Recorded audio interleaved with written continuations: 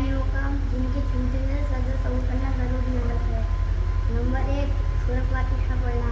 Number 2 سورۃ فاتحہ کے ساتھ میں سورت ملانا۔ نمبر 3 فجر کی پہلی 2 رکعتوں کو قرات کے لیے مقرر کرنا۔ نمبر 4 الحمد شریف سورت سے پیچھے پڑھنا۔ نمبر 5 رکوع کر کے سیدھا کھڑا ہونا۔ نمبر 6 دونوں سجدوں کے درمیان بیٹھنا۔ نمبر 7 پہلا قاعدہ کرنا۔ نمبر 8 دونوں قاعدوں کا تحیات کرنا۔ نمبر 9 سجدے سلام کے ساتھ نماز سے علیحدہ ہونا۔ نمبر 10 دو رکعتوں قرات آہستہ کرنا۔ نمبر 11 امام کو مغرب کی صرف 2 رکعتوں فجر، جمعہ، عیدین، تراویح اور رمضان شریف کی سب رکعتوں میں قرات